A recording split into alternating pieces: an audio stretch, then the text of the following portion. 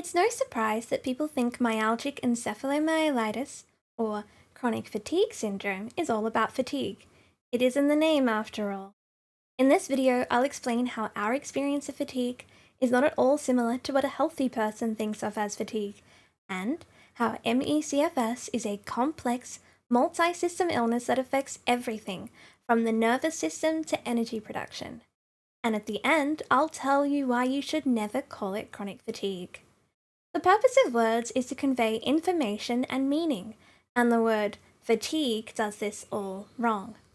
The problem is the word is relatable to a healthy person. They have experienced something called fatigue, and they know what that experience is like, but their experience is completely dissimilar to mine as a person with ME. For them, fatigue is short-lived, proportional to the activity, and quickly relieved by rest. It is also something that can be pushed through. None of this is the case with fatigue and ME, as you will understand from my post-exertional malaise video. People often use the analogy of a broken battery for our fatigue. A battery that won't charge past 5%, takes far too long to get to that 5%, and runs out ultra fast when in use. I'd add to that analogy that letting your battery run dry causes further damage to the battery, reducing its capacity even more. This is very simplified, but does convey some useful understanding. Further to that, while we do experience completely profound and debilitating fatigue, we also experience much more. To call ME/CFS fatigue is like calling this a wheel. Yes, there is a wheel. Several, actually.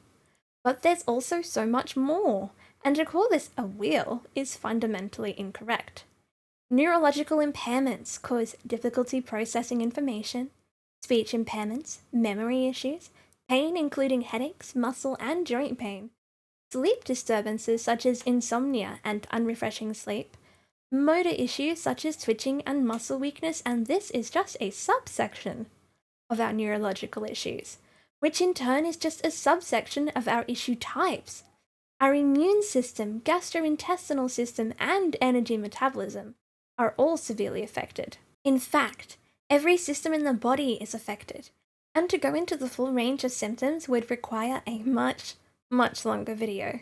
Finally, why you should never call ME/CFS chronic fatigue.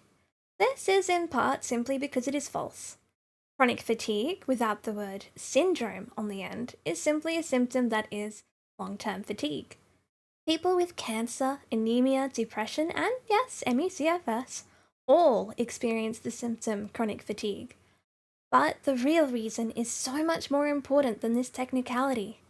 It is dangerous. I mean this literally.